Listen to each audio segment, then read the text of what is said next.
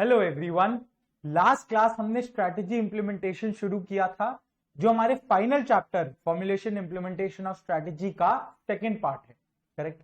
अब strategy implementation में हमने क्या देखा था? सबसे पहले कि एक स्ट्रक्चर होना चाहिए, ऑर्गेनाइजेशन स्ट्रक्चर, जिसमें स्ट्रैटेजी ढंग से इंप्लीमेंट किया जा सकता है। करेक्ट। अब वो स्ट्रैटेजी जो है वो ऊपर में बनता है, कॉर्पोरेट लेवल स्ट्रैटेजी, अगर आपको याद होगा तो ऊपर में अगर स्ट्रैटेजी बना उसको नीचे कम्युनिकेट करना पड़ेगा। It has to be communicated to all levels in the organisation.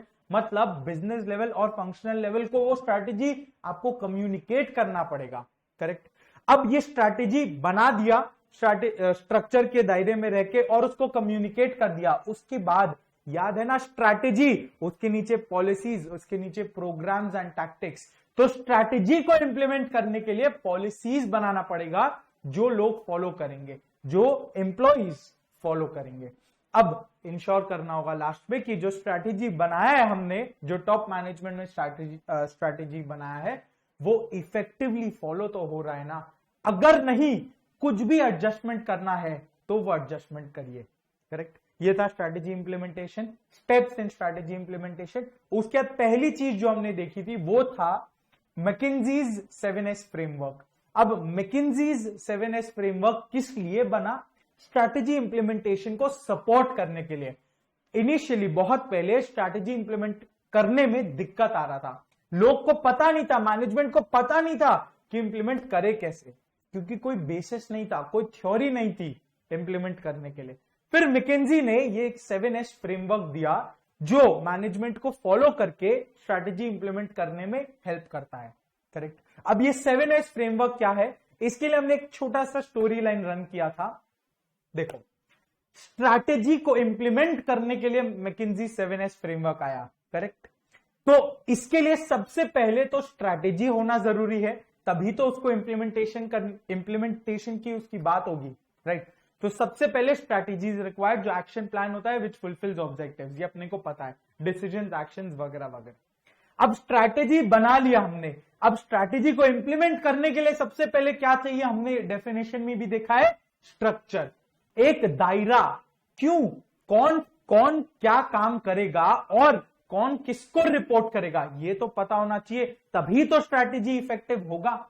तो उसके बाद चाहिए स्ट्रक्चर, एक फ्रेमवर्क, जो हमने आगे और डिस्कस किया था। अब फ्रेमवर्क है, स्ट्रैटेजी है, तो डेली काम करने के लिए, जो डे टू डे में काम करना है एम्प्लॉइज को, वो डेली काम करने के लिए सिस्टम्स होने चाहिए, कुछ तरीके होने चाहिए। सिस्टम्स, एक सेट ऑफ सिस्टम्स होगा जो एम्प्लॉइज को डे टू डे फॉलो करना होगा, ताकि वो अपना जो रूटीन काम है, जो डेली काम है, वो उस सिस्टम को फॉलो करते हुए आसानी से करते जाए। Correct. So strategy, structure, systems, 3 point done. उसके बाद अब ये स्ट्रैटेजी फॉलो कौन करेगा? जाहिर सी बात है, आप हम लोग अगर एज द टॉप मैनेजमेंट अगर हम लोग स्ट्रैटेजी बना रहे हैं, तो ये किसको फॉलो करना है? एम्प्लॉइज को यानी स्टाफ। चौथा पॉइंट, स्टाफ मतलब एक टीम होना चाहिए, एम्प्लॉइज होना चाहिए, जिसको हम लोग को डेवलप कराना है, वो ये स्ट्रैटेजी फॉलो करेंगे। अब जो हमारे एम्प्लॉइज है, उनमें एक कॉमन माइंडसेट होना चाहिए कि हमको ऑब्जेक्टिव्स को अचीव करना है, वो ऑर्गेनाइजेशन के लिए काम करना चाहिए उनको। राइट। तो एक कॉमन माइंडसेट, एक कॉमन बिलीफ, कॉर्पोरेट कल्चर होना चाहिए।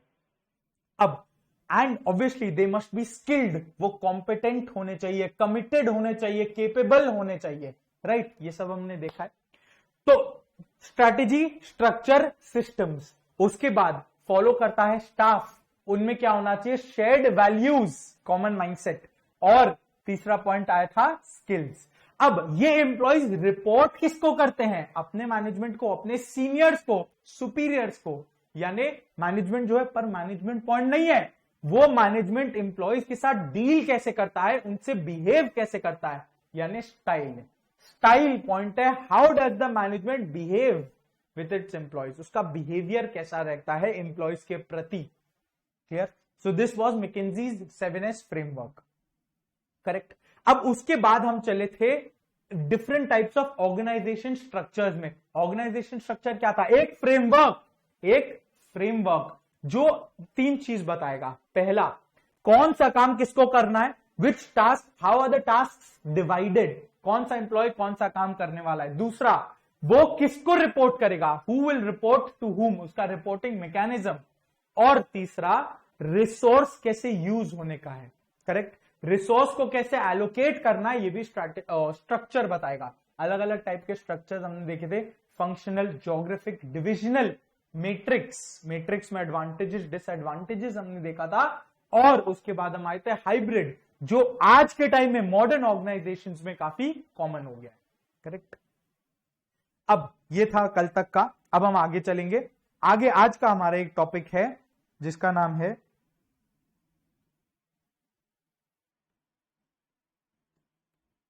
Strategic business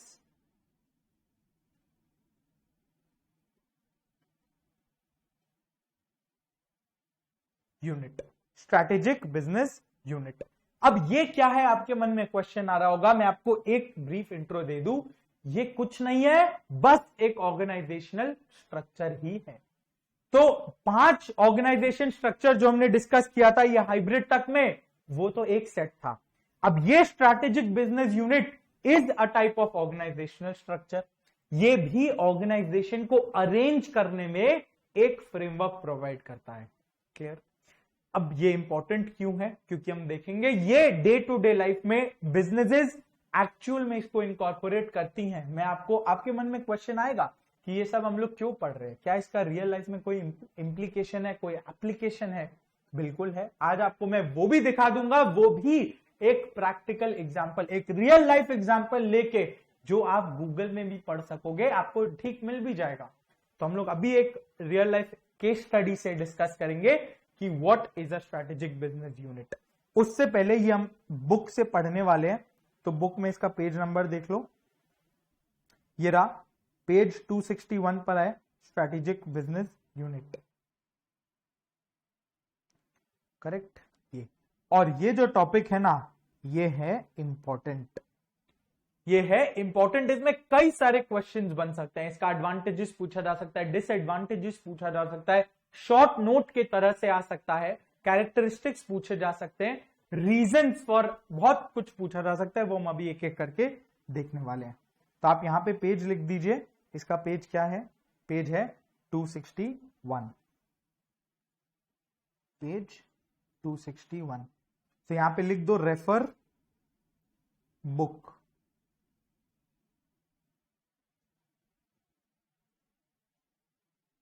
page 261, clear. अब आओ इसको देखते हैं हम लोग। तो अब एग्जाम्पल हम लोग लेंगे, आप सबका सुना हुआ है रिलायंस इंडस्ट्रीज का। अब रिलायंस इंडस्ट्रीज के ओनर, आप सबको पता है, इनको कोई इंट्रोडक्शन का जरूरत भी नहीं है, मुकेश अंबानी, मिस्टर मुकेश अंबानी। वो चेयरमैन है और एमडी है, ये एन थोड़ा सा नीचे आ गया, कोई नहीं, चेयरमैन है एंड एमडी है रिलायंस इंडस्ट्रीज, रिलायंस ग्रुप के, करेक्ट। अब ये तो शायद आपको भी पता होगा कि रिलायंस की जो बिजनेसेस है वो हर जगह फैली हुई है, करेक्ट, ये आपको भी पता होगा। और इन केस अगर आपको नहीं पता, ये रहा, मैंने आपके सामने रखा है, सब कुछ है इधर, देखो। रिलायंस की जो बिजनेसेस है, आप अगर यहां पे ध्यान से देखोगे, आपको दिखेगा, आपको देखने को मिलेगा, हर जगह रिलायंस फैला हुआ है। देखो, पहला रिलायंस का जियो प्लेटफॉर्म, ये तो हम लोग को पता ही है, जियो आजकल सिर्फ जियो ही सुनने में आता है। तो एक तो रिलायंस का जियो, नेक्स्ट रिलायंस में, रिलायंस की पेट्रोल पंप्स भी है। ईस्ट नॉर्थ में उतना नहीं होता है, वेस्ट साइड में बहुत ज्यादा देखने को मिलता है, रिलायंस की पेट्रोल पंप्स भी है, राइट। फिर उसका एक एडटेक प्लेटफॉर्म भी है, एमबाइब करके। रिलायंस, आप ट्रेंड्स में आप कई बार जाके कपड़े वगैरह खरीदे होंगे, आई एम श्योर, तो रिलायंस का ट्रेंड्स है। फिर रिलायंस स्मार्ट, रिलायंस फ्रेश है, जो बिग बाजार की तरह है, करेक्ट। उसका एक ई कॉमर्स प्लेटफॉर्म भी है, जहां से कपड़े आप खरीद सकते हैं, एजियो, आजियो, जो भी बोल दो, वो है। और ऑल्ट बालाजी एक प्लेटफॉर्म है, नेटफ्लिक्स वगैरह की तरह, नेटफ्लिक्स, अमेजॉन प्राइम, इस तरह से एक ओटीटी प्लेटफॉर्म है जिसमें हम शोज, मूवीज देख सकते हैं। जियो सावन एक म्यूजिक प्लेटफॉर्म ऐप है जिसमें हम गाना सुनते हैं।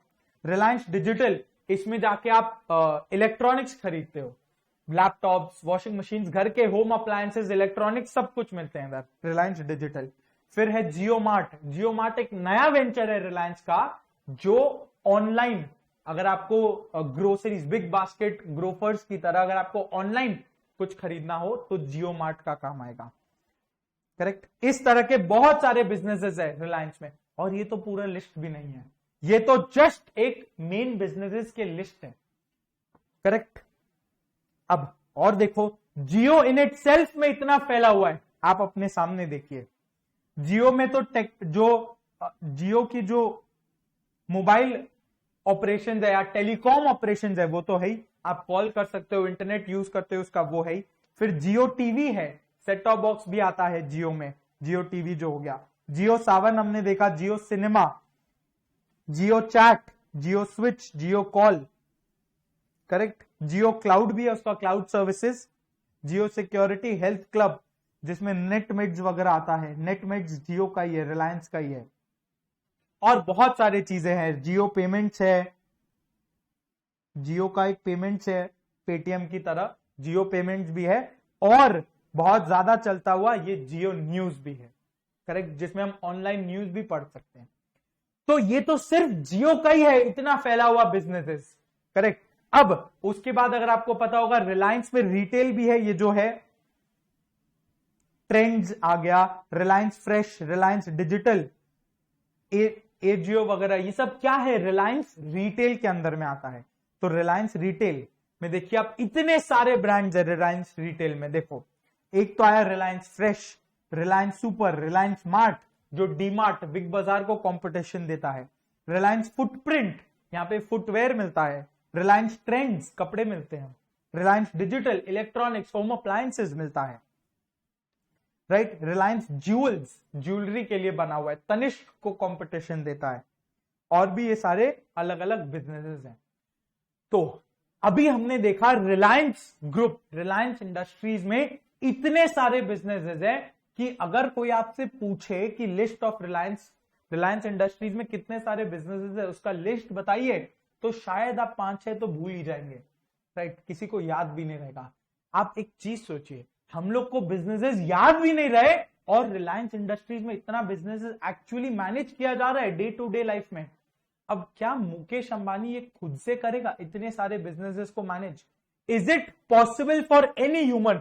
हर एक इंसान के पास दिन में तो केवल 24 घंटे होंगे, क्या वो 24 घंटे में इतने सारे बिजनेसेस को मैनेज कर सकता है? बिल्कुल भी नहीं कर सकता। वो चाह के भी मैनेज नहीं कर सकता इतने सारे बिजनेसेस को। तो उसने क्या किया, ध्यान से देखो, उसने रिलायंस को, वो है रिलायंस का एमडी, रिलायंस ग्रुप जो रिलायंस इंडस्ट्रीज लिमिटेड है, उसका ओनर, उसका एमडी, उसका चेयरमैन है मुकेश अंबानी। अब उसके अंडर में उसने अलग अलग सब्सिडरीज या बोले तो डिविजन्स क्रिएट कर दिया। करेक्ट, अलग अलग कैटेगरीज बना दिया, और एक तरह से अगर आप देखोगे डिविजनल स्ट्रक्चर जो है उसी का ही एक्सटेंशन है, बिजनेसेस के हिसाब से इसको अरेंज किया। अभी देखो कैसे, देखो रिलायंस इंडस्ट्रीज लिमिटेड, अब मुकेश अंबानी बैठता है इधर पे, वो है चेयरमैन एंड एमडी, तो वो है सोल हेड पर, सोल हेड। करेक्ट। अब उसने अपने अंडर में, रिलायंस के अंडर में अलग अलग डिविजन्स क्रिएट कर दिया। अगर आपको दिख रहा होगा, ये देखो, मैं लेफ्ट हो जाता हूं, देखो, एक उसने किया, एक तो सबसे बड़ा बिजनेस है रिलायंस का पेट्रोलियम, राइट, रिलायंस का पेट्रोलियम। अब जो रिलायंस का पेट्रोलियम बिजनेस है, अगर आपने सुना होगा या गूगल कर लो, जो रिलायंस में जामनगर में जो रिफाइनरी है, वो in fact that is the most complex and most modern refinery in the entire world. India की तो बात भी नहीं कर रहे, उसका कैपेसिटी शायद सबसे ज्यादा ही है। तो जो जामनगर रिफाइनरी है, वो उसके पेट्रोलियम बिजनेस का मेन पॉइंट है, मेन डिवीजन है, एक तरह से अगर बोले तो मेन यूनिट है। तो एक तो ब्रांच उसने किया पेट्रोलियम, एक डिवीजन उसने बनाया पेट्रोलियम के लिए। करेक्ट। तो पेट्रोलियम एक डिवीजन बनाया जिसमें उसका जो भी रिलायंस पेट्रोलियम में बहुत ज्यादा फैला हुआ है, Reliance gas, petroleum, chemicals businesses में हमने याद है हमने डिस्कस किया था जब प्लास्टिक बनता है तो प्लास्टिक कुछ दाने से बनता है, कुछ छोटे छोटे बॉल्स बोलते हैं, उसका नाम भी हमने देखा था, अभी तो याद भी नहीं है। वो छोटे छोटे बॉल्स या दाने रॉ मटेरियल होते हैं, प्लास्टिक मैन्युफैक्चरर्स जो खरीदते हैं उसको कौन बनाता है? रिलायंस का पेट्रोलियम डिवीजन।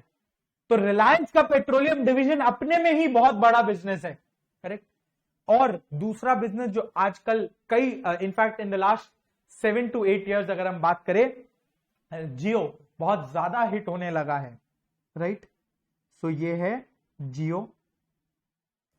जियो अपने में एक बहुत बड़ा बिजनेस है, अभी हमने देखा ना ऊपर में, ये देखो जियो अपने में ही एक फुल फ्लेजेड बिजनेस है।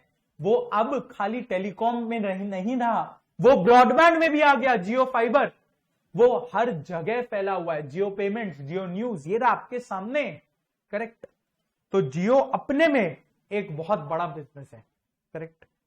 उसके बाद अभी हमने ऊपर में देखा ना रिलायंस रिटेल, रिलायंस रिटेल, इसमें तो एक है, एक वो नहीं है, ये थोड़ा पुराना इमेज है जो मुझे गूगल पर मिला, पर रिलायंस रिटेल में अब फ्यूचर ग्रुप भी मर्ज हो चुका है, फ्यूचर ग्रुप भी मर्ज हो चुका है, जो अपने में एक बहुत बड़ा रिटेल चेन था, जो अपने में ही एक बहुत बड़ा रिटेल चेन था। बिग बाजार फ्यूचर ग्रुप की तो है, तो फ्यूचर ग्रुप अब आ गया है रिलायंस रिटेल में, वो बहुत रीसेंट न्यूज है, वो अब रिलायंस रिटेल के अंदर में आएगा। तो रिलायंस रिटेल आप समझ पा रहे हो इतना बड़ा बिजनेस है अपने में, तो उसने एक और डिवीजन क्रिएट किया हुआ है रिलायंस रिटेल का। रिटेल का जो दूसरा डिवीजन क्रिएट किया हुआ है जिसमें क्या क्या है, रिलायंस ट्रेंड्स कपड़े वाले, रिलायंस डिजिटल, जो भी कंज्यूमर गुड्स के जो भी कंज्यूमर रिटेल नाम से देखो, जो भी रिटेलर्स के लिए, आपके लिए, मेरे लिए, वो रिलायंस रिटेल में आता है। Trends, Jules, digital, footprint, future group का जो भी बिजनेस है अब रिलायंस रिटेल में आ जाएगा। रिलायंस स्मार्ट, रिलायंस फ्रेश, ये सब हम चलते फिरते आपको बहुत सारे शॉप्स मिल जाएंगे, देखने को मिलेंगे, करेक्ट। तो ये क्या है? ये सब मुकेश अंबानी ने अलग अलग डिवीजन बना दिया है, अलग अलग डिवीजन बनाया है। एक है पेट्रोलियम, दूसरा है जियो और तीसरा है रिटेल। तो जो रिलायंस ग्रुप है ना, जो रिलायंस ग्रुप है वो इन तीनों को मिला के बनता है, इन तीनों को मिला के बनता है। अब आपके मन में एक क्वेश्चन आएगा, भैया लास्ट क्लास तो हमने पढ़ा था डिविजनल स्ट्रक्चर, उसमें भी तो हम यही करते थे, उसमें भी तो हम यही करते थे, उसमें भी तो हम डिविजन्स बना देते थे। एक छोटा सा डिफरेंस है, हाँ एसबीयू भी एक डिविजन स्ट्रक्चर की तरह है, but there is a minute, एक बहुत थिन लाइन का एक डिफरेंस है जो आपको समझना इंपॉर्टेंट है। तो आओ समझो क्या डिफरेंस है, एक बहुत छोटी सी डिफरेंस है पर डिफरेंस है। डिविजनल स्ट्रक्चर में हमने आईटीसी का एग्जांपल लिया था, आईटीसी में जो हेड है उसके अंडर में अलग अलग डिविजन उसने बना दिया है बिजनेस के हिसाब से। टोबैको डिवीजन हुआ, होटल डिवीजन, हॉस्पिटैलिटी जिसको हम बोलेंगे वो हुआ, एग्री बिजनेस डिवीजन था, आईटी सॉल्यूशंस एक डिवीजन था, पेपर बोर्ड, पेपर बिजनेस का एक डिवीजन था, एफएमसीजी का एक डिवीजन था, करेक्ट। अब आप एक चीज देखोगे तो ये जो अपने में डिविजन्स थी ये बहुत ज्यादा बड़ी डिविजन्स नहीं है एज ऑन टुडे। हो सकता है आज से 5 साल बाद ये भी अपने में एक बहुत बड़ी बड़ी डिविजन्स बन जाए, तो इनको भी एक अलग से यूनिट बनाना पड़ेगा। तो एसबीयू जो है ना वो कुछ नहीं है बट डिवीजन स्ट्रक्चर का एक एक्सटेंशन है, कि जब ये डिविजन्स बहुत बड़ी बन जाए, जब बहुत बड़ी हो जाए, तो इनको एक यूनिट का नाम देना पड़ता है, एक अलग से इसको बिजनेस बनाना पड़ता है, वो एक अलग कंपनी बन जाती है। हाँ ग्रुप कंपनी सेम है, और वही चीज रिलायंस के साथ हुआ।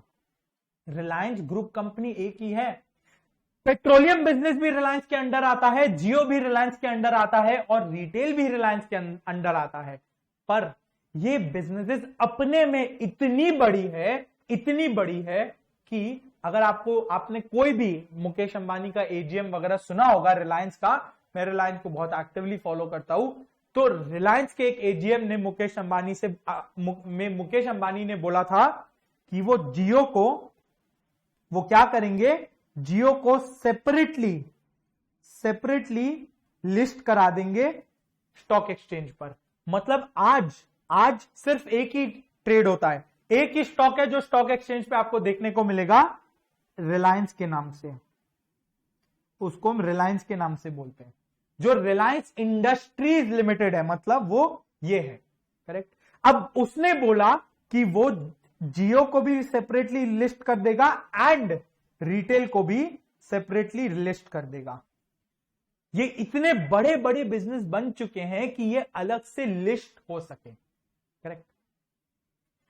तो मतलब है तो ये डिवीजन स्ट्रक्चर, पर उसका एक एक्सटेंशन है, तो यहां पे एक डिफरेंस आता है। डिवीजन स्ट्रक्चर भी बिजनेस या प्रोडक्ट के हिसाब से ग्रुप बनाता है, बट स्ट्रैटेजिक बिजनेस यूनिट यानी एसबीयू में क्या होता है, वो एक्सटेंशन है डिविजनल स्ट्रक्चर का।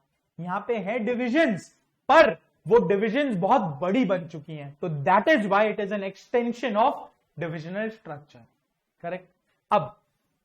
अब ये इसने अलग अलग बिजनेसेस तो बना दिया, पर क्या ये तीनों जो 3 डिविजन्स बनाए, इसने 3 अलग अलग बिजनेस बनाए। अब इसको हम बोलेंगे पेट्रोलियम हुआ एक SBU, correct, 1 strategic business unit.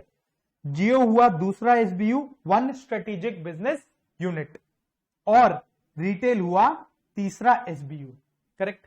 तो रिलायंस इंडस्ट्रीज के अंदर में 3 एसबीयूज हैं, एक पेट्रोलियम, दूसरा जियो, तीसरा रिटेल, करेक्ट। अब आप बोलोगे ये कैसे स्ट्रक्चर बनाया गया है। चलो एसबीयू समझ में आया कि पेट्रोलियम का जो बिजनेस है वो पेट्रोलियम बिजनेस एक साथ हुआ, पेट्रोल से रिलेटेड, क्रूड ऑयल से रिलेटेड जितने भी बिजनेसेस है वो सारे के सारे पेट्रोलियम एसबीयू के अंडर में आ गए, करेक्ट। सो यानी petroleum related businesses petroleum SBU के अंडर में है। अब जियो में बहुत सारे बिजनेसेस है, हमने देखा। अब जियो के रिलेटेड जो भी बिजनेसेस है, चाहे आप वो ब्रॉडबैंड ले लो, चाहे आप वो टेलीकम्युनिकेशन ले लो, जो मोबाइल फोन इंटरनेट वगैरह वाला, या आप जियो न्यूज वगैरह कुछ भी ले लो, वो सारे जियो के अंडर में आते हैं। रिलेटेड बिजनेसेस जियो एसबीयू के अंडर में आते हैं। और रिलायंस रिटेल में जो भी है, जो कंज्यूमर फ्रंट पे काम करता है, आपके और मेरे लिए काम करता है, वो रिटेल एसबीयू के अंडर में आ गए। अब ये जो तीनों बिजनेसेस है ना, ये तीनों एक दूसरे से इंडिपेंडेंट है, इनका एक दूसरे से कोई लेना देना नहीं है। सो ये पेट्रोलियम एक डिवीजन अलग है, एक एसबीयू अलग है, पेट्रोलियम एक एसबीयू अलग है। अब जियो एक एसबीयू अलग है और रिटेल एक एसबीयू अलग है। तो रिलायंस में 3 एसबीयूज हैं, पेट्रोलियम, जियो और रिटेल, करेक्ट, जो इंडिपेंडेंट है, जो अपने में इंडिपेंडेंट है। इंडिपेंडेंट मतलब क्या, पेट्रोलियम बिजनेस को फर्क नहीं पड़ता जियो क्या कर रहा है या रिटेल क्या कर रहा है, वो सिर्फ और सिर्फ अपने बिजनेस में माथा लगाएगा, होल हार्टेडली अपने 24 घंटे वो सिर्फ और सिर्फ पेट्रोलियम की बात करेगा, पेट्रोलियम के लिए काम करेगा। और जियो में जो लोग भी हैं उनको फर्क नहीं पड़ता पेट्रोलियम क्या करता है या रिटेल क्या करता है, करेक्ट। और सिमिलरली रिटेल में जो लोग भी है उनको भी फर्क नहीं पड़ता जियो क्या करता है और पेट्रोलियम क्या करता है, क्लियर। ये सभी इंडिपेंडेंट है, ये सभी इंडिपेंडेंट है, इनके अलग अलग अपने अपने कॉम्पिटिटर्स है। आपको ऐसे समझना है, अब ये एक बिजनेस नहीं है, अब ये रिलायंस इंडस्ट्रीज नहीं है, ये 3 अलग अलग बिजनेसेस हैं, ये 3 डिविजन्स नहीं है। डिवीजन स्ट्रक्चर में क्या था, एक बिजनेस में अलग अलग डिविजन्स, वो बिजनेस के हिसाब से बटे हुए थे, पर था वो एक ही बिजनेस। एसबीयू में आपको सोचना है इंडिपेंडेंट बिजनेसेस है, इंडिपेंडेंट यूनिट्स है, यानी वो अलग अलग बिजनेस की तरह काम करता है, अलग अलग कंपनी की तरह काम करता है। अलग अलग कंपनी मतलब क्या, पेट्रोलियम बिजनेस के अलग सेट ऑफ कॉम्पिटिटर्स होंगे, कौन कौन होंगे चलो बताओ। देखो पेट्रोलियम बिजनेस के अलग सेट ऑफ कॉम्पिटिटर्स होंगे, जैसे इंडियन ऑयल बोल दो, इंडियन ऑयल हो गए, बीपीसीएल यानी भारत पेट्रोलियम, फिर एचपी हिंदुस्तान पेट्रोलियम, और भी बहुत सारे जो गैस कंपनीज है, आईजीएल, इंद्रप्रस्थ गैस लिमिटेड, महानगर गैस लिमिटेड, बहुत सारे आपको गैस कंपनीज देखने को मिलेगा, गुजरात गैस, गेल इंडिया लिमिटेड, बहुत सारे, ओएनजीसी, बहुत सारे आपको देखने को मिलेगा। ये है पेट्रोलियम बिजनेस के कॉम्पिटिटर्स। पेट्रोलियम बिजनेस के कॉम्पिटिटर्स ये हैं। क्या जियो के कॉम्पिटिटर्स भी यही हैं? नहीं, जियो के कॉम्पिटिटर्स अलग है। क्या है बताओ? ये तो सबको मालूम है, एयरटेल पहला कॉम्पिटिटर, आइडिया, वोडाफोन आइडिया दूसरा कॉम्पिटिटर्स, ये सब हैं जियो के कॉम्पिटिटर्स, करेक्ट। इसी में पेटीएम भी आएगा, क्योंकि जियो पेमेंट्स ऐप जो है, जियो पेमेंट्स, जियो मनी, वो पेटीएम का कॉम्पिटिटर हो गया। फिर इसमें जो ओटीटी प्लेटफॉर्म्स है वो भी कॉम्पिटिटर बन के आ जाता है, क्योंकि इसका ऑल्ट बालाजी, जियो सावन और बहुत सारे ऐप्स है, राइट। अब रिटेल के कॉम्पिटिटर्स क्या यही लोग होंगे? बिल्कुल नहीं, रिटेल के कॉम्पिटिटर्स अलग होंगे। जैसे रिलायंस ज्वेल्स का कॉम्पिटिटर क्या होगा? तनिष्क जो टाटा की है, करेक्ट। और भी बहुत सारे ज्वेलर्स हैं, वो होंगे रिलायंस ज्वेल्स की कॉम्पिटिटर।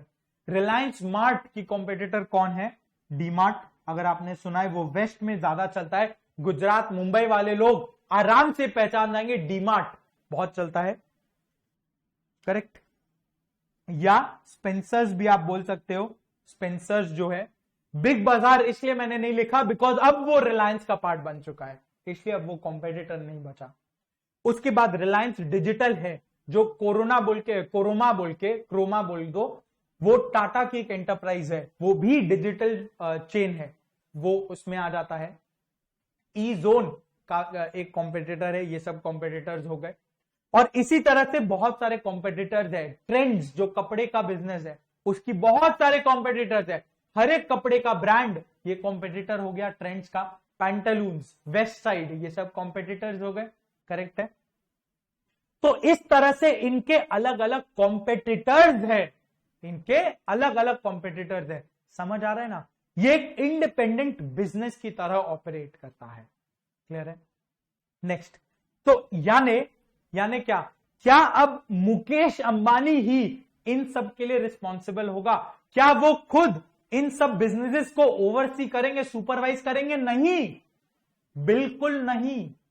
मुकेश अंबानी ने ये बिजनेसेस बना दिया, अलग अलग बिजनेसेस, अलग अलग कंपनीज बना दी।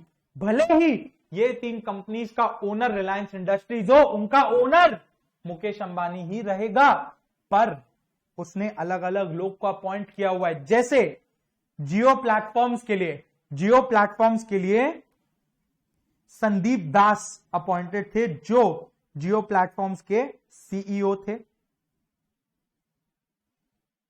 करेक्ट। उसके बाद रिलायंस रिटेल में वी सुब्रमण्यम करके अपॉइंटेड थे, वो रिलायंस रिटेल के सीईओ थे, करेक्ट।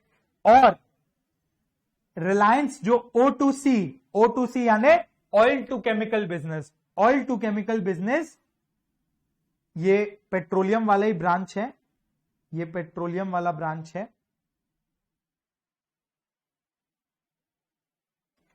अभी एज ऑफ नाउ ये मुकेश अंबानी ही खुद से इसको सुपरवाइज करते हैं, पर गोइंग फॉरवर्ड वो इसको भी एक अलग बिजनेस बना देंगे, एक अलग कंपनी बना देंगे। आज के दिन में क्या है, रिलायंस इंडस्ट्रीज के अंडर डायरेक्टली ये आता है, और जियो प्लेटफॉर्म्स एक सब्सिडियरी है जो रिलायंस इंडस्ट्रीज के अंडर है, एंड रिलायंस रिटेल भी एक सब्सिडियरी है जो रिलायंस रिटेल के अंडर में है। पर गोइंग फॉरवर्ड वो अपने पेट्रोलियम बिजनेस को भी एक सब्सिडियरी बना देंगे और पूरी अलग कर देंगे। तो यानी ये जो रिलायंस होगा, रिलायंस इंडस्ट्रीज लिमिटेड, वो सिर्फ और सिर्फ एक ग्रुप कंपनी होगा, जो इन तीनों बिजनेसेस को सुपरवाइज करेगा। और मुकेश अंबानी इधर है, मुकेश अंबानी यहां पर है, वो है MD and chairman of Reliance industries limited. उनके अंडर में ये तीन बिजनेसेस के लिए उन्होंने तीन अलग अलग लोग को अपॉइंट करके रखा होगा, करेक्ट। और ये लोग रिस्पॉन्सिबल होंगे अपने अपने डिवीजन के लिए। जैसे संदीप दास इज रिस्पॉन्सिबल फॉर जियो, उनके अंडर में जो लोग भी है वो लोग संदीप दास को रिपोर्ट करेंगे। तो जियो के लिए जो भी प्लान्स बनेगा वो संदीप दास बनाएंगे, करेक्ट, क्योंकि जियो एक अपने में एक डिवीजन है, करेक्ट। ये तीनों इंडिपेंडेंट डिविजन्स हैं, ये तीनों इंडिपेंडेंट डिविजन्स हैं।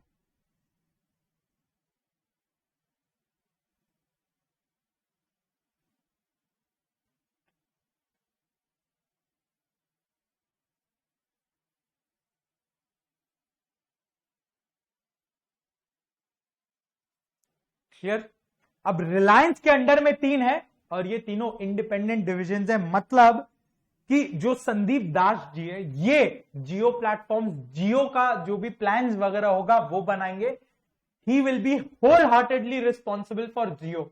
उनको मतलब नहीं है रिलायंस रिटेल में क्या हो रहा है या रिलायंस पेट्रोलियम में क्या हो रहा है, उनका रिस्पॉन्सिबिलिटी पूरा पूरी जियो के लिए है। सिमिलरली वी सुब्रमण्यम का रिस्पॉन्सिबिलिटी पूरा पूरी रिटेल के लिए है। उनको फर्क नहीं पड़ता जियो में क्या हो रहा है, उनको फर्क नहीं पड़ता पेट्रोलियम में क्या हो रहा है, करेक्ट। सो यहां पे अलग अलग लोग अपॉइंटेड है, जो सीईओ है या उनको एमडी बोल सकते हैं, वो लीडर है अपने बिजनेस के लिए, वो हेड है अपने बिजनेस के, करेक्ट। तो मुकेश अंबानी का रोल क्या होगा, वो एक ब्रॉड प्लान बना देगा पूरे रिलायंस इंडस्ट्रीज ग्रुप के लिए, एक बहुत ब्रॉड प्लान बना देगा, समझ लो 5 से 10 साल का प्लान बना देगा। अब उसके बाद जो हर एक बिजनेस का कॉर्पोरेट प्लान होगा, वो कौन बनाएगा। जैसे जियो का कॉर्पोरेट प्लान बनाएंगे संदीप दास जी, रिटेल का कॉर्पोरेट प्लान बनाएंगे वी सुब्रमण्यम, और पेट्रोलियम का आज के दिन कॉर्पोरेट प्लान बनाते हैं मुकेश अंबानी, पर आगे जाके वो उसको भी डेलीगेट कर देंगे, करेक्ट।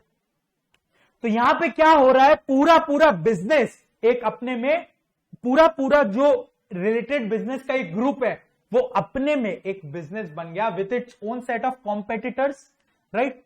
उसका अपने में काम करने का तरीका अलग होगा, उसका खुद का अपना बिजनेस हेड होगा जो सीईओ या मैनेजिंग डायरेक्टर बोला जाएगा।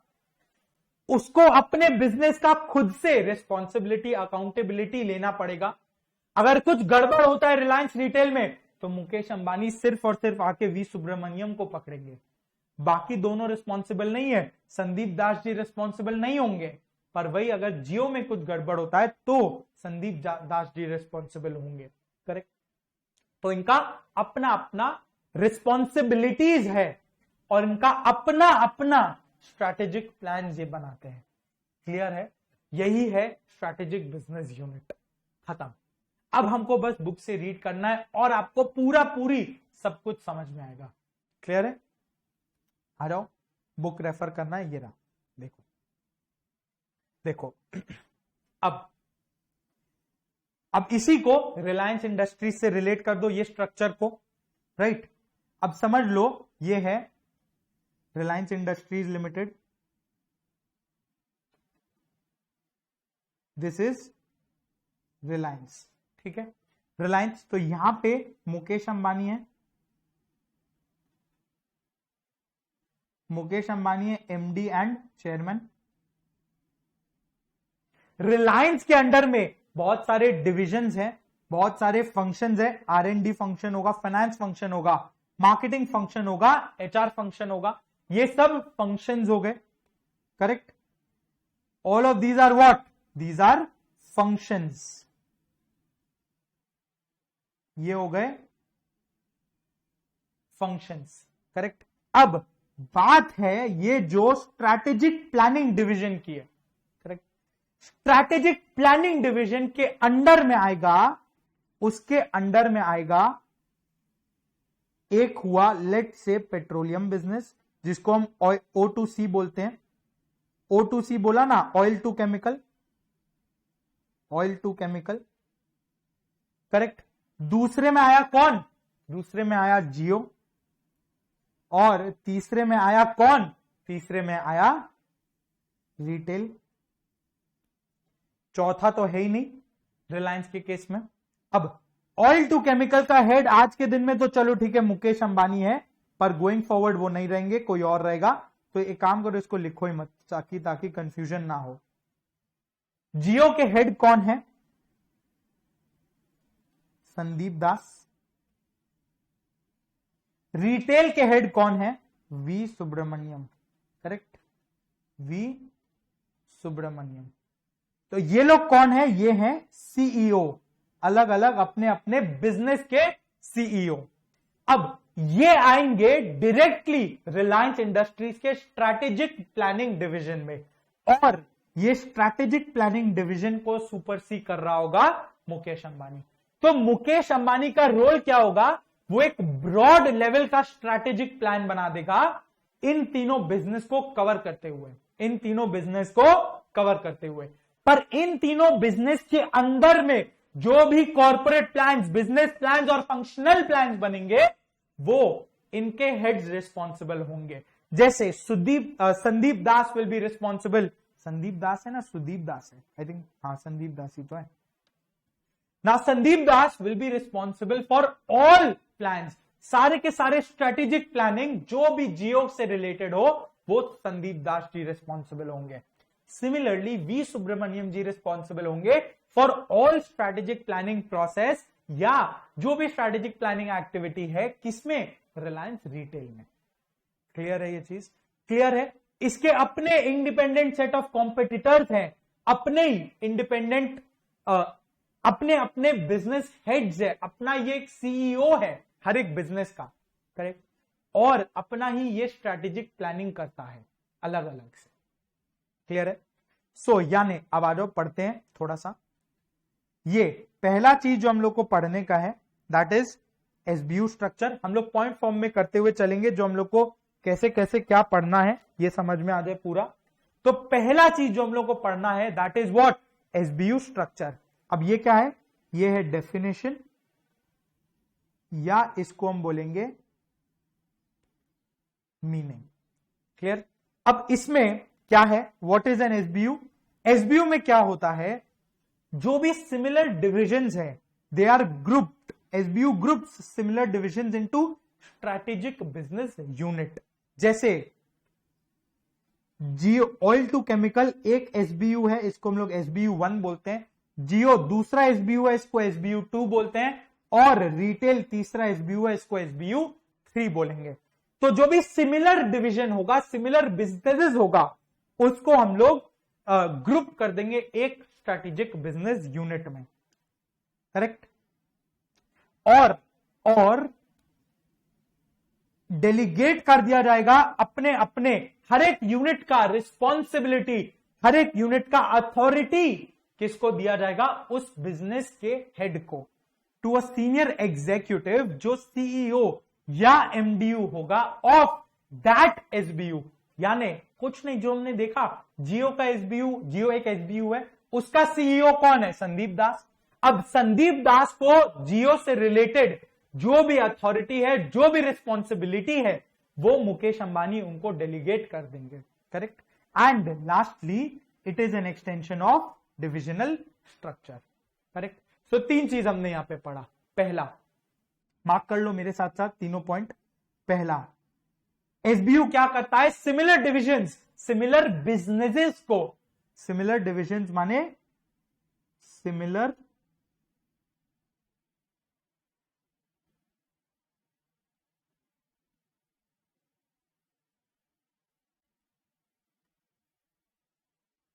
बिजनेसेस, या इसको बोलो रिलेटेड बिजनेसेस। करेक्ट? ये सिमिलर बिजनेसेस या रिलेटेड बिजनेसेस को एक ग्रुप में ले आता है। करेक्ट? दूसरा, ये डेलीगेट करता है authority and responsibility of each unit to the head of that unit, जिसको हम सीईओ बोलते हैं या एमडी बोलते हैं। और तीसरा, ये एक्सटेंशन है एसबीयू डिविजनल स्ट्रक्चर का। क्लियर है बात? नेक्स्ट, नेक्स्ट आ जाओ एक बार नीचे में, most important characteristics of SBU पर आ जाओ। कैरेक्टरिस्टिक्स ऑफ एसबीयू, यहां पे 3 कैरेक्टरिस्टिक्स दिए हुए हैं। पहला या तो ये एक सिंगल बिजनेस हो सकता है, एक सिंगल बिजनेस जो बहुत बड़ी बिजनेस हो, राइट। बोल सकता है एक पेट्रोलियम बिजनेस जो है वो सिंगल बिजनेस है, पर उसमें भी एक्चुअल में बहुत सारे छोटे छोटे बिजनेस आ जाते हैं। तो एक सिंगल बिजनेस हो सकता है, या फिर a collection of related businesses, a collection of related businesses जो इंडिपेंडेंट होगा, ये चीज आपको देखना है, जो इंडिपेंडेंट होगा, करेक्ट, और independent from the rest of the organisations. इसमें ऐसे लिख दो, यहां पे इसको कंटिन्यू कर लो, which is independent from the rest of the organisations, correct. So पहला पॉइंट में क्या बोला, ये एक सिंगल बिजनेस है या कलेक्शन ऑफ रिलेटेड बिजनेसेस। जियो में भी तो बहुत सारे बिजनेसेस है ना, जिसका कलेक्शन बन के जियो बना है, राइट। सो वो क्या है, इंडिपेंडेंट। इतना देर से हम लोग जो चीख के पढ़ रहे हैं वो यही तो है, वो इंडिपेंडेंट है, उसको बाकी बिजनेसेस से मतलब नहीं है, करेक्ट। दूसरा, उसका अपना ही ओन सेट ऑफ कॉम्पिटिटर्स है। जियो का सेट ऑफ कॉम्पिटिटर्स अपना है, रिटेल का सेट ऑफ कॉम्पिटिटर्स अपना है, और पेट्रोलियम में यानी ऑयल टू केमिकल डिवीजन में अपने ओन सेट ऑफ कॉम्पिटिटर्स हैं। क्लियर ना। नेक्स्ट, तीसरा यहां पे एक मैनेजर है, एक मैनेजर होगा जो हेड बोला जाएगा, जिसको हम क्या बोलते हैं, अभी तो देखा, जो हेड होगा वो क्या होगा, वो होगा, इसको बोलेंगे सीईओ या एमडी, सीईओ या एमडी बोलेंगे इसको, करेक्ट। जिसमें क्या है, उसका रिस्पॉन्सिबिलिटी है क्या चीज का, स्ट्रैटेजिक प्लानिंग का एंड परफॉर्मेंस का, अपने बिजनेस का, करेक्ट। यहां पे ये लिख लो,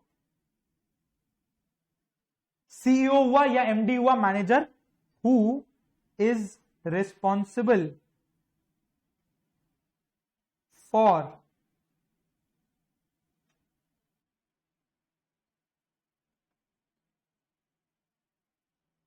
strategic planning and performance of his own business unit, correct. 3 important characteristics, सबसे पहले वो इंडिपेंडेंट है, दूसरा उसका अपना ही सेट ऑफ कॉम्पिटिटर्स है, तीसरा उसका एक ओनर है, एक मैनेजर है अपने बिजनेस का। ओनर नहीं, सॉरी, ओनर गलत वर्ड है, क्योंकि ओनर तो मुकेश अंबानी ही रहेगा, ओनर नहीं बदलता। मुकेश अंबानी ने अपॉइंट किया है एक मैनेजर को, वो सिर्फ और सिर्फ मैनेज करेगा। तो मैनेजर है जो सीईओ या एमडी बोला जाएगा, और वो रिस्पॉन्सिबल होगा अपने बिजनेस यूनिट के परफॉर्मेंस के लिए, अपने बिजनेस यूनिट के स्ट्रैटेजिक प्लानिंग के लिए। क्लियर है बात? बिल्कुल। नेक्स्ट, इधर आ जाओ वापस। अब थर्ड में ये पढ़ना है, सेकंड में हमने कैरेक्टरिस्टिक्स पढ़ा, करेक्ट। अब थर्ड में हम पढ़ेंगे इसको, strategic business unit and core competence. देखो, ये कोर कॉम्पिटेंस उतना रिलेवेंस नहीं है इधर, ये भी एक तरह से अगर स्ट्रैटेजी कैरेक्टरिस्टिक्स पूछा ना, तो नीचे में कैरेक्टरिस्टिक्स 3 पढ़ के आया, और फर्दर कैरेक्टरिस्टिक्स में इसको हम लोग आराम से लिख सकते हैं। फर्दर कैरेक्टरिस्टिक्स में इसको हम लोग आराम से लिख सकते हैं, इसीलिए इसको हम 4, 5, 6 इस तरह से चलेंगे। क्लियर ना। अब पॉइंट नंबर 4 क्या बोला, एसबीयू क्या है, it is a group of related businesses, कुछ भी यहां पे नहीं है, सेम चीज। नेक्स्ट, ये कौन से बिजनेस के लिए सूटेबल है, वो बिजनेस, वो कंपनी या वो ऑर्गेनाइजेशन जो बहुत सारे बिजनेसेस में फैला हुआ है। अब एक चीज समझना, सपोज करो इंफोसिस, सपोज करो टीसीएस, जो मेनली आईटी का ही काम करता है, क्या उसके लिए एसबीयू बनाना फीजिबल है? नहीं, क्योंकि उसका सारा काम आईटी का ही तो है। करेक्ट। तो ये वो ऑर्गेनाइजेशन या वो कंपनी के लिए फीजिबल है जो मल्टी बिजनेस यानी बहुत सारे अलग अलग बिजनेसेस में फैला हुआ है। करेक्ट। जो मल्टी बिजनेस एंटरप्राइज हो, मल्टी बिजनेस एंटरप्राइज हो, वो उसके लिए फीजिबल है। क्यों? ताकि वो ग्रुप कर सके various businesses into few distinct business units known as SBUs. Correct. याद रखना, मल्टी बिजनेस एंटरप्राइज अपने बिजनेसेस को रिलेटेड यूनिट में ग्रुप कर देगा, जिसको हम एसबीयू का नाम देंगे। करेक्ट। नेक्स्ट, अब ये एसबीयू बनाने का पर्पस क्या हुआ? पर्पस हुआ कि इफेक्टिव स्ट्रैटेजिक प्लानिंग हो सके हर एक बिजनेस का इफेक्टिव स्ट्रैटेजिक प्लानिंग हो सके। यहां पे लिख भी लो साइड में, सिंपल लैंग्वेज में, it helps in effective strategic planning of each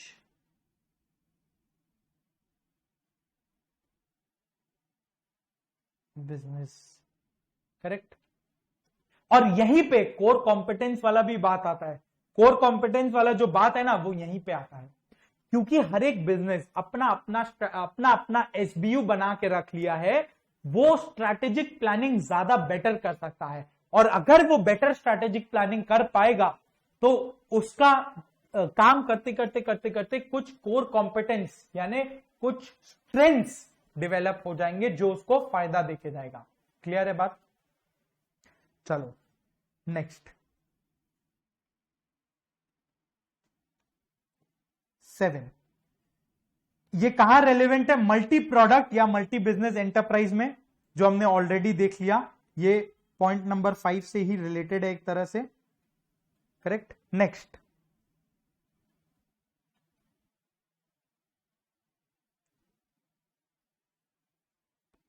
next, point number 8, कुछ नहीं, ये सब एक ही बात को घुमा फिरा के कर रहे हैं। पॉइंट नंबर 8 में देखो क्या बोला, it helps the corporation in carrying out its strategic management practices in a better manner.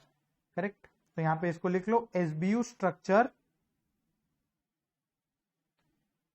Helps in carrying out strategic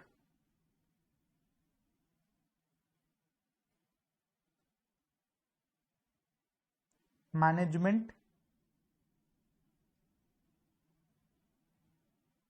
practices more effectively।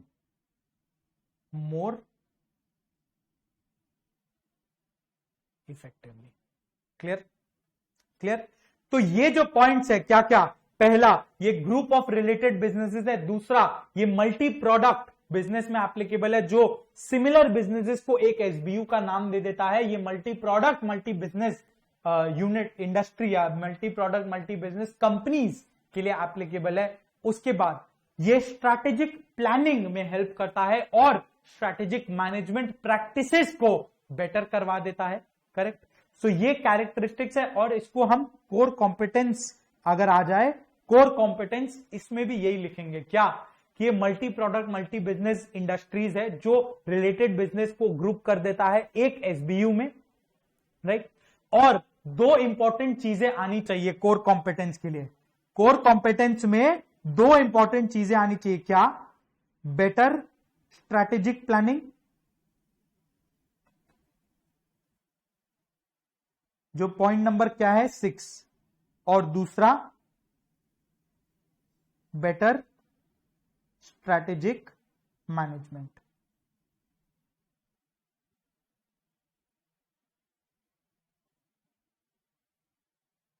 जो पॉइंट नंबर 8। करेक्ट। सो ये कैरेक्टरिस्टिक्स कोर कॉम्पिटेंस हमने देखा। अब next में हम देखेंगे कुछ reasons for using SBU approach. Right. Reasons for using SBU approach. कोई भी बड़ी कंपनी या बड़ी ऑर्गेनाइजेशन को एसबीयू स्ट्रक्चर क्यों इंप्लीमेंट करना चाहिए ये देखेंगे। इसको हम इंपॉर्टेंस भी बोल सकते हैं, importance of SBU, importance of SBU. Correct. देखो पहला पॉइंट में क्या, it is a scientific method, यहां पे कुछ नहीं, ग्रुपिंग, वही बोला जा रहा है, grouping of the businesses of अलग अलग रिलेटेड बिजनेसेस को ग्रुप करके एक बिजनेस बना दिया जाता है, ये वही बोला हुआ है। तो इसको यहां पे लिख ही लो, grouping related businesses into one SBU, correct, which helps in strategic planning. Point number 1, related business को ग्रुप करना है जो स्ट्रैटेजिक प्लानिंग में हेल्प करेगा। करेक्ट। अब आया पॉइंट नंबर 2, ये ज्योग्राफिकल ग्रुपिंग से बेटर है, ये ज्योग्राफिकल ग्रुपिंग ऑफ बिजनेस से बेटर है। करेक्ट। ये ज्योग्राफिकल ग्रुपिंग से बेटर है, इसीलिए इसको हम लोग को यूज करना चाहिए, improvement over geographical businesses. Correct. तीसरा, और इसका जो ग्रुपिंग है, इस ग्रुपिंग के कारण हर एक बिजनेस का स्ट्रैटेजिक प्लानिंग इंडिपेंडेंट होता है, हर एक बिजनेस का स्ट्रैटेजिक प्लानिंग डिस्टिंक्ट है from the rest of the business. Right. helps in independent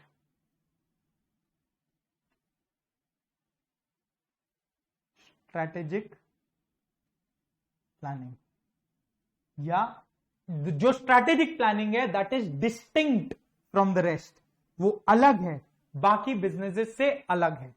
correct. Next,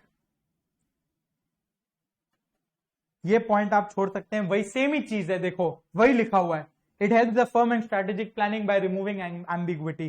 तो बेसिकली कुछ नहीं, घुमा फिरा के एक ही पॉइंट को 10 बार बोल दिया है, स्ट्रैटेजिक प्लानिंग में हेल्प करेगा, डिसीजन मेकिंग में हेल्प करेगा, स्ट्रैटेजिक मैनेजमेंट में हेल्प करेगा। राइट। सो ये जो पॉइंट्स है, यहां पे ग्रुपिंग की बात हो रही है, ग्रुपिंग की बात हो रही है। करेक्ट। बेटर क्यों है, क्योंकि वो बेटर तरीके से ग्रुपिंग करता है। नंबर 1, वो रिलेटेड बिजनेसेस को एसबीयू में ग्रुप करता है ताकि स्ट्रैटेजिक प्लानिंग बेटर हो। नंबर 2, ये ज्योग्राफिकल ग्रुपिंग यानी ज्योग्राफिकल स्ट्रक्चर से बेटर है। नंबर 3, इसमें जो स्ट्रैटेजिक प्लानिंग होता है that is independent of other business units. Right. यहां पे ग्रुपिंग का बात हुआ। नेक्स्ट पॉइंट 4 क्या बोलेगा, each SBU is a separate business from strategic planning view point. Right. मतलब हर एक के बेसिक फैक्टर्स अलग होंगे, यानी हर एक का mission, objectives, competition and strategy will be distinct from the other.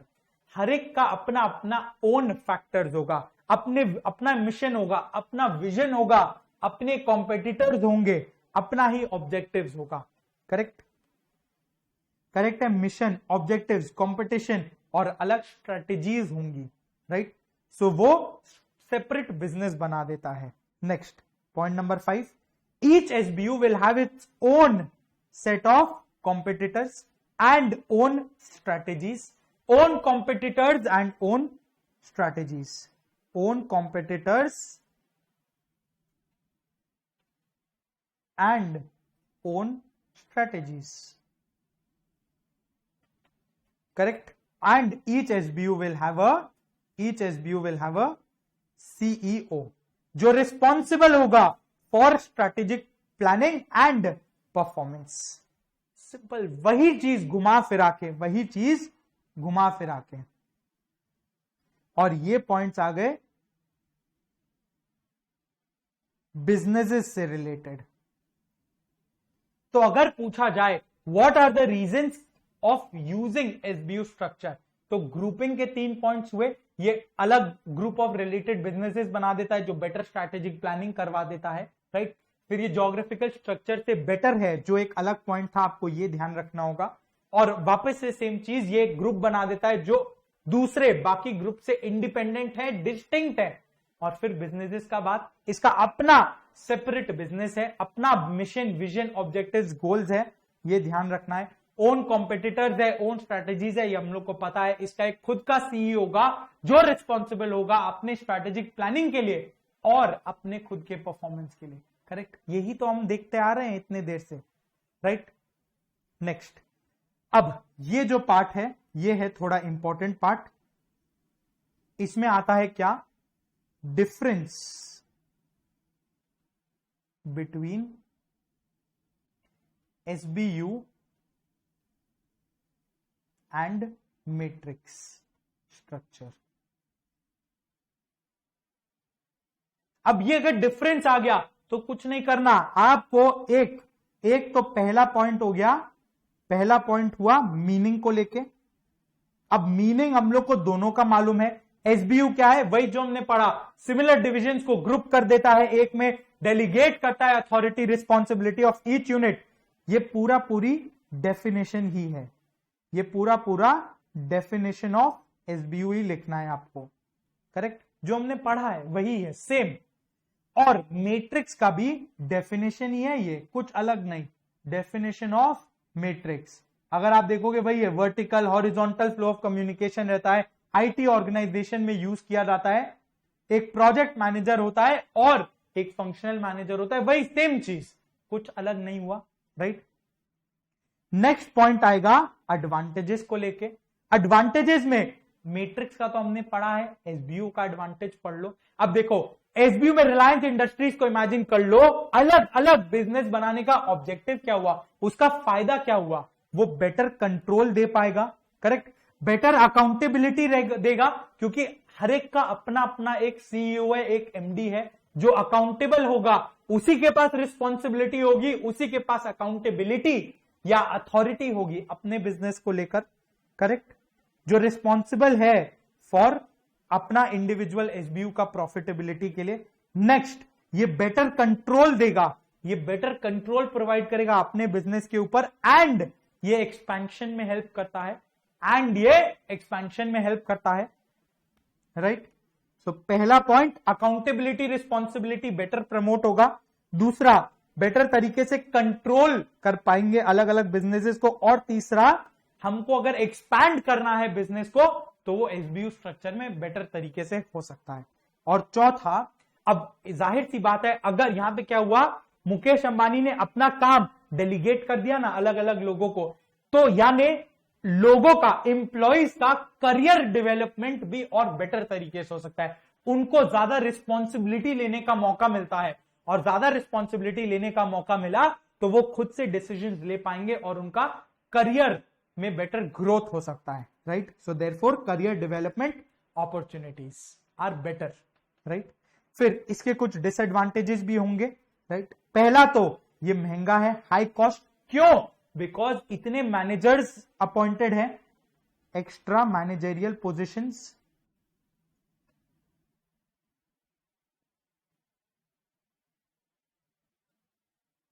Extra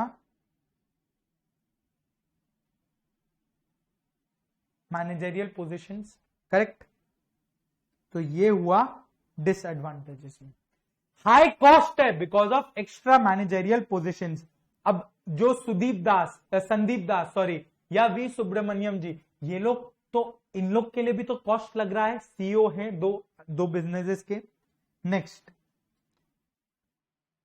यहां पे कई बार एक इनकंसिस्टेंट अप्रोच हो जाता है, क्योंकि अब देखो जियो के सीईओ है संदीप दास जी, रिटेल के सीईओ है वी सुब्रमण्यम जी।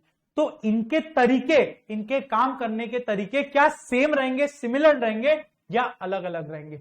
जाहिर सी बात है ये अलग अलग होंगे।